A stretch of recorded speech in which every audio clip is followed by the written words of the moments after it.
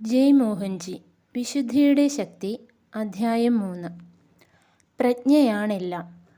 വളരെ പണ്ട് നിങ്ങളോ ഞാനോ ഉണ്ടായിരുന്നില്ല. ഭൂമി ഉണ്ടായിരുന്നില്ല. പ്രപഞ്ചമുണ്ടായിരുന്നില്ല. നക്ഷത്രപംക്തികൾ ഉണ്ടായിരുന്നില്ല. ഇന്ന് നാം ചുറ്റും കാണുന്നതുപോലുള്ള ജീവിതമുണ്ടായിരുന്നില്ല. ഉയർച്ചയും താഴ്ചയും ഉണ്ടായിരുന്നില്ല. കറുപ്പും വെളുപ്പും ഉണ്ടായിരുന്നില്ല. ഇരുട്ട് ഉണ്ടായിരുന്നില്ല. ദ്വിത്വം ഉണ്ടായിരുന്നില്ല. ആപേക്ഷികത ഉണ്ടായിരുന്നില്ല. സമയം ഉണ്ടായിരുന്നില്ല. ഒന്നും തന്നെ ഉണ്ടായിരുന്നില്ല. പ്രജ്ഞ മാത്രമേ ഉണ്ടായിരുന്നുള്ളൂ. കലർപ്പില്ലാത്ത പരമോന്നതമായ ബോധം. പരമമായ പ്രജ്ഞയുടെ ഗർഭാശയത്തിൽ, നിശബ്ദതയുടെ ആഴങ്ങളിൽ മൗനത്തിൻ്റെ സംഗീതം ആരംഭിച്ചു. അഗാധമായ മൂളൽ. പ്രജ്ഞയുടെ അകത്ത് അത് സ്പന്ദിച്ചു. ജീവൻ്റെ ശബ്ദം. ഹൃദയത്തുടിപ്പുകൾ. ഊർജം ചലിക്കാനും സംയോജിക്കുവാനും തുടങ്ങി. ഉള്ളിൽ നിന്നുള്ള തീവ്രമായ ഹുങ്കാരത്തിൽ ഊർജം കോടി കോടി ശകലങ്ങളായി പൊട്ടിത്തെറിച്ചു. അവ വീണ്ടും സംയോജിച്ച് ദ്രവ്യമായി. ദ്വിത്വം സംഭവിച്ചു. ആകാശം സംഭവിച്ചു. ആപേക്ഷികത ജന്മമെടുത്തു. ബോധം തന്നെ തന്നെ ബഹുലമായി ദർശിച്ചു. അത് തന്നെ തന്നെ എല്ലാത്തിലും കണ്ടു. ആ അനേകങ്ങളെ അതാതിന് അനുയോജ്യമായ സ്ഥാനങ്ങളിൽ ഉണർന്നെഴുന്നേൽക്കുവാൻ സ്വയം അനുവദിച്ചു. ആന്തരികമായ സ്ഫോടനത്തോടെ ദ്വൈതഭാവം ഉണ്ടായപ്പോൾ സമയം ആരംഭിച്ചു. ബോധത്തിന് സ്വയം അടുത്തുനിന്ന് അകലേക്കും സീമകൾക്ക് അപ്പുറത്തേക്കും അളക്കുവാൻ സാധിച്ചു. അതിന് തന്നെ തന്നെ മറ്റുള്ളതിൽ നിന്ന് വ്യത്യസ്തമായി കാണുവാൻ കഴിഞ്ഞു. ആപേക്ഷികത കൂടുതൽ സ്പഷ്ടമായ ബന്ധങ്ങളായി രൂപാന്തരപ്പെട്ടു. സർഗശക്തിയുടെ കോടിക്കണക്കിന് സാധ്യതകൾക്ക് ആപേക്ഷികത വഴി തുറന്നു. ഒരേ ബോധത്തിൻ്റെ വിവിധ രൂപങ്ങൾ. അവയെല്ലാം തിരിച്ച് ഒന്നാവുക എന്നതായിരുന്നു അടുത്ത വെല്ലുവിളി. വീണ്ടും ഒന്നിച്ചു ചേർന്ന് ഒരു ബോധമായി മാറുക.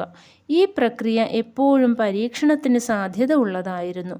യഥാർത്ഥത്തിൽ പരമോന്നതമായ ബോധത്തിൻ്റെ അംശം തന്നെ ആയിരുന്നതുകൊണ്ട് ഓരോ ഘടകത്തിനും അതിൻ്റെ ശക്തി ഉണ്ടായിരുന്നു. എന്നുവരികിലും ദ്വന്ദ്വഭാവത്തിൻ്റെ ഇരുട്ടിൽ അത് സ്വന്തം വ്യക്തിത്വം മറന്ന് സ്വഗൃഹം തേടി അലഞ്ഞു. ഏറ്റവും പരമോന്നതമായ ബോധമാവട്ടെ ഈ അന്വേഷണത്തിൽ ഇടപെട്ടതേയില്ല. അത് ഘടകങ്ങളെ അനുഭവിച്ചറിയുവാൻ അനുവദിച്ചു. വർത്തമാനത്തിൻ്റെ സ്വതന്ത്രമായ ഇച്ഛാശക്തി മുജ്ജന്മ കർമ്മത്തിൻ്റെ വിധി അനുസരിച്ച് ജീവികളെയും ജീവിതങ്ങളെയും ഭൂമിയിലെ അവയുടെ അനുഭവങ്ങളെയും രൂപപ്പെടുത്തി. ബോധം തന്നെ തന്നെ പല തലങ്ങളിൽ അനുഭവിച്ചറിഞ്ഞു. പിശാചും മാലാഖയും ഒരേ ബോധത്തിൻ്റെ രണ്ടു വശങ്ങളായിരുന്നു. പ്രാകൃതമായ ജഡാവസ്ഥ മുതൽ എല്ലാം ഉൾക്കൊള്ളുന്ന അതിശ്രേഷ്ഠമായ ബോധാവസ്ഥ വരെ അത് സ്വയം അനുഭവിച്ചു. അതിൻ്റെ സാധ്യതകൾ ബൃഹത്തും വൈവിധ്യമാർന്നതും ആയിരുന്നു. ബോധം എത്ര നിബിഡമായോ ഏറ്റവും ഉന്നതമായ ബോധത്തിൽ നിന്നുള്ള അതിൻ്റെ അകലം അത്രയും വർദ്ധിച്ചു. ജഡാവസ്ഥയിൽ നിന്ന് സജീവമായ അവസ്ഥയിലേക്ക് വരുമ്പോഴാകട്ടെ ബോധം കളങ്കപ്പെടുവാൻ വളരെ എളുപ്പമായി തീർന്നു. ബോധത്തിന് സന്തോഷമോ സന്താപമോ അനുഭവപ്പെട്ടിരുന്നില്ല. അത് എന്നും പൂർണ്ണമായ അവബോധത്തിൻ്റെ ആത്യന്തികമായ പരമാനന്ദമായിരുന്നു. അതിന് രൂപപ്രാപ്തിയോ മരണമോ ഉണ്ടായിരുന്നില്ല. വിരക്തമായ സാക്ഷീഭാവമേ ഉണ്ടായിരുന്നുള്ളൂ. ശരീരമെടുത്ത ആത്മാക്കൾ അനേകം ജന്മങ്ങളിലൂടെ തങ്ങളെ തന്നെ ശുദ്ധീകരിക്കുകയും ഉയർന്ന ബോധതലങ്ങളിലേക്ക് ഉയർത്തപ്പെടുകയും ചെയ്യുന്നു. എങ്കിലും തങ്ങളുടെ നിലനിൽപ്പിനെ സഹായിച്ച എല്ലാറ്റിനോടും നന്ദി പ്രകടിപ്പിക്കാതാകുമ്പോൾ അവയ്ക്ക് കടം വീട്ടുവാനായി തിരികെ വരേണ്ടതായി വരുന്നു. അവ ചിലപ്പോൾ അനേക ജന്മങ്ങളിലൂടെ കടബാധ്യത തീർത്ത് ഭൂമാതാവിൽ നിന്ന് യാത്രാനുമതി വാങ്ങി കൂടുതൽ ഉയർന്ന മണ്ഡലങ്ങളിലേക്ക് സ്വയം ഉയർത്തപ്പെടുകയും ചെയ്യുന്നു. ആ അവസ്ഥയെ പ്രാപിച്ചു കഴിഞ്ഞാൽ അവ ഒരിക്കലും കർമ്മങ്ങൾ ചെയ്തു തീർക്കുവാനായി ഭൂമിയിലേക്ക് വരാറില്ല. കാരണം അവയ്ക്ക് ചെയ്തു തീർക്കുവാൻ ഒന്നും ബാക്കിയില്ല എന്നതുതന്നെ. എങ്കിലും കാരുണ്യം കൊണ്ട് കുറച്ചു പേരെ കൂടി സാന്ദ്രത കുറഞ്ഞ തലങ്ങളിലേക്ക് ഉയർത്തുവാൻ വേണ്ടി അവ തിരിച്ചു വന്നെന്ന് വരാം. ബോധത്തിൻ്റെ വ്യത്യസ്ത തലങ്ങളിൽ സാന്ദ്രവും ശബ്ദായമാനവുമായ നിലനിൽപ്പിൽ നിന്ന് ഒരു ആത്മാവ് നിശബ്ദതയുടെ മേഖലകളിലേക്ക് വളരുന്നു. നിശബ്ദതയുടെ ആ തലങ്ങളിൽ ശബ്ദം ഒരു ഭാരമായിത്തീരുന്നു. അതിനേക്കാൾ ഉയർന്ന തലങ്ങളിലാകട്ടെ ചിന്തകൾ പോലും ഭാരമാണ്. അഗാധ നിശബ്ദതയുടെ പരമാനന്ദമാണ് ആ മേഖലകൾ പ്രദാനം ചെയ്യുന്നത്. വർഷങ്ങൾ നീണ്ടു നിൽക്കുന്ന പൊഴിച്ചുകളയലും നിസ്സംഗതയിൽ അധിഷ്ഠിതമായ ജീവിതവും ശരീരബോധം തീരെയില്ലാത്ത അവസ്ഥയിലേക്ക് മാറ്റി നിർത്തുമ്പോൾ മാത്രമേ അത് പ്രാപ്യമാവുകയുള്ളൂ. അതിനെ അവധൂതാവസ്ഥ എന്ന് പറയും. ഭക്ഷണം, കാലഭേദം, വായു, ഭൂമി, ആകാശം തുടങ്ങി മൊത്തമായ സ്ഥൂലമായ എന്തിനോടുമുള്ള നിസ്സംഗത ഇതിന് ബാധകമാണ്. പഞ്ചഭൂതങ്ങളെ കീഴടക്കി കഴിഞ്ഞാൽ ശരീരവും നിയന്ത്രണത്തിലായിത്തീരുന്നു. ശരീരത്തെ നിയന്ത്രിക്കാൻ കഴിഞ്ഞാൽ അതിലേക്കുള്ള പ്രവേശനവും അതിനുള്ളിൽ ജീവിക്കലും പുറത്തു പോകലും ആർജിത കർമ്മമെന്നു പറയപ്പെടുന്ന വിധി അനുസരിച്ചല്ല, സ്വന്തം നിശ്ചയത്തിനനുസരിച്ചാണ് നടക്കുന്നത്. നിബിഡമായ ബോധതലങ്ങളിൽ ഉള്ളവർ ഭയം, സ്വാർത്ഥത, വെറുപ്പ്, പ്രതികാരം, നാടകീയത ഈ വികാരങ്ങളിലൂടെ ജീവിതം നയിക്കുന്നു. ഒരു പ്രത്യേക വസ്തുവിനോടോ വ്യക്തിയോടോ ജീവിത രീതിയോടോ ആകർഷണം തോന്നുന്ന ആൾ സാധാരണയായി അതേ ബോധതലത്തിലുള്ള ആളായിരിക്കും. അത് തിരിച്ചറിയാൻ എളുപ്പമാണ്.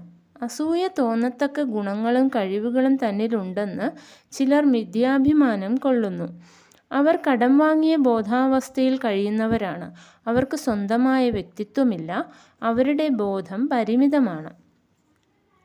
ഈ പ്രപഞ്ചം വിഭിന്ന ബോധങ്ങളുള്ള ജീവികളെ കൊണ്ട് നിറഞ്ഞതാണ്. അവയെല്ലാം തനത് ശൈലിയിൽ അത് പ്രകടമാക്കിക്കൊണ്ടിരിക്കുന്നു. ഒരേ തൂവൽ പക്ഷികൾ ഒന്നിച്ചു കൂടുന്നു. അതുപോലെ ഒരേ വികാരങ്ങളുള്ളവർ തമ്മിൽ ആകർഷിക്കപ്പെടുന്നു. അവർ ഒരുമിച്ച് ചേർന്ന് സംരംഭങ്ങൾ രൂപീകരിക്കുന്നു. പ്രജ്ഞ സംരംഭങ്ങൾക്ക് വഴിവെക്കുന്നു. ടെലിവിഷന് അടിമപ്പെട്ട് പക, വിദ്വേഷം, വിശ്വാസവഞ്ചന, ചതി, കാപട്യം ഇവയെല്ലാം നിറഞ്ഞ കഥകൾ കണ്ട് അതിൽ മുഴുകിക്കഴിയുന്ന ഒരു തലമുറ അതേ അന്തർബോധം തന്നെ വരും ജന്മങ്ങളിലേക്ക് കൂടെ കൊണ്ടുപോകുന്നു. അതാണ് അവരുടെ ജീവിതം. അവർ ആ നാടകത്തിൻ്റെ ഭാഗമാണ്. അവർ അപ്രകാരം അഭിനയിച്ച് ജീവിക്കുന്നു, അനുഭവിക്കുന്നു. പല ആളുകൾക്കും തമ്മിൽ പൊരുത്തപ്പെടാൻ കഴിയുകയില്ല. ചിലർ ബോധതലത്തിലുള്ള വ്യത്യാസം കൊണ്ട് ചില പ്രത്യേക ജനസമൂഹത്തിൽ നിന്ന് ഒറ്റപ്പെട്ട് കഴിഞ്ഞുകൂടുന്നു. ഇപ്രകാരം അന്തർബോധം നമുക്ക് കാണാവുന്നതിനേക്കാൾ വളരെയധികം ആഴമേറിയതാണ്. എന്നു തന്നെയല്ല, ശാരീരികമായ സൗന്ദര്യത്തിനും കാഴ്ചയിൽ ഉള്ള രൂപത്തിനും ഭാവത്തിനും ആന്തരിക ബോധവുമായി ഒരു ബന്ധവുമില്ല. വലിയ സിദ്ധന്മാർ കാഴ്ചയ്ക്ക് നിസ്സാരന്മാരാണ്. വെറും സാധാരണക്കാരായി തോന്നാം.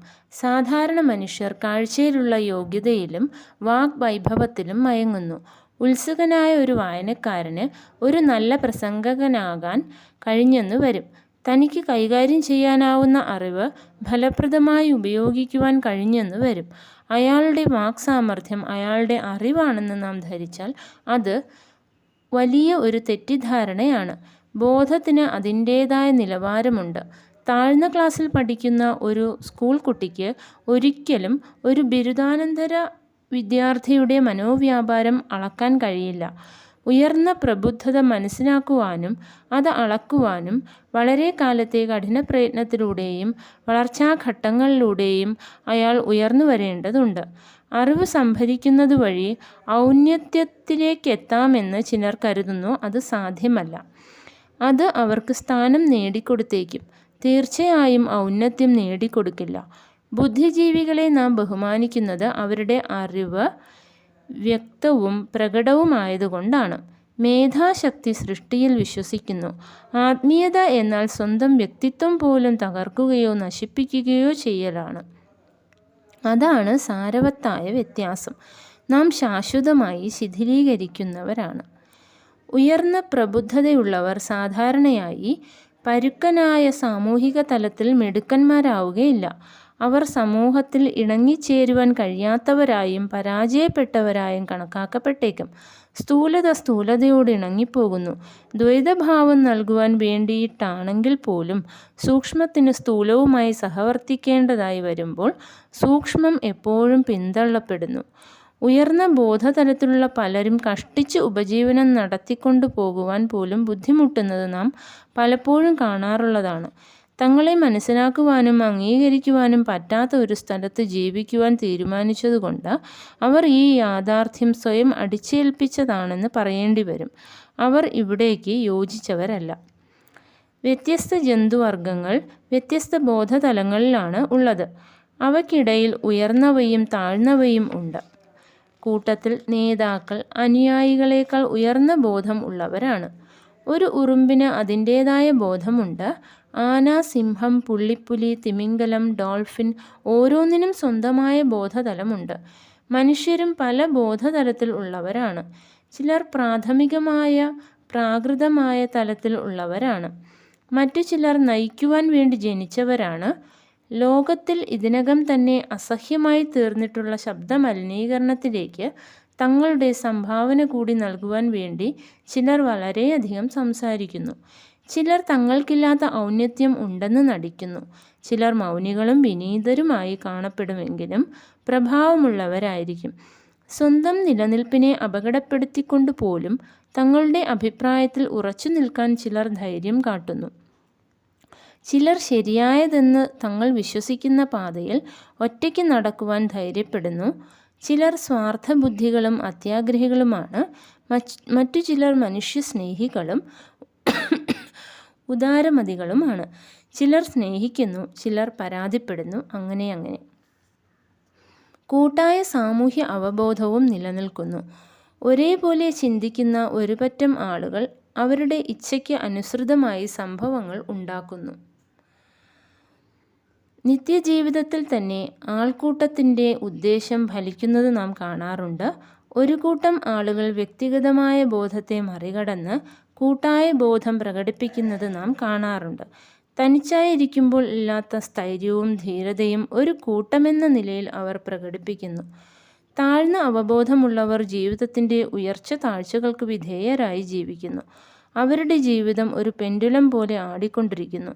ഉയർന്ന ബോധമുള്ളവർ ചെറുത്തു നിൽക്കുന്നില്ല. അവരുടെ ജീവിതത്തിൽ ദുരന്തങ്ങളില്ല. അവർ എല്ലാറ്റിനെയും അനുഭവങ്ങളായും ഗുണപാഠങ്ങളായും കണക്കാക്കുന്നു. ജീവിതം എന്നത് അനുഭവങ്ങൾ മാത്രമാണ്. ബോധം പ്രജ്ഞയാണെല്ലാം. ഉണർന്നിരിക്കുമ്പോഴും സ്വപ്നാവസ്ഥയിലും ഗാഢമായ ഉറക്കത്തിലും തുരീയ സ്ഥിതിയിലും നമ്മുടെ എല്ലാ അവസ്ഥകളിലും കൂടി കടന്നു പോകുന്ന ഒരേ ഒരു ചരടാണ് അത്. നമ്മുടെ എല്ലാ ജന്മങ്ങളിലൂടെയും കടന്നു പോകുന്ന ഒരേ ഒരു ചരട് അതാണ്. സമയം ഉണ്ടാകുന്നതിന് മുമ്പ് തന്നെ ഉത്ഭവിക്കുകയും സമയമില്ലായ്മയുടെ പരമമായ തലത്തിൽ നിലനിൽക്കുകയും ചെയ്യുന്ന ഒരേ ഒരു ചരട്. നിങ്ങൾക്ക് ചിന്തിക്കുവാൻ വേണ്ടുവോളം കാര്യങ്ങൾ ഞാൻ തന്നു എന്ന് വിശ്വസിക്കുന്നു. ഇത് മനസ്സിലാക്കിയവർ ഇതിൻ്റെ ചരട് കണ്ടെത്തിക്കഴിഞ്ഞു. ഇതിനെപ്പറ്റി ചിന്തിക്കുന്നവർ ചരട് കണ്ടെത്തും. ഇതിനെ അവഗണിക്കുന്നവർ സംസാരത്തിൽ പെട്ട് ഉഴലും. എല്ലാം നല്ലതു തന്നെ. എല്ലാം ജീവിതമാണ്. എല്ലാം പ്രജ്ഞയാണ്. Thank you. ജയ് മോഹൻജി.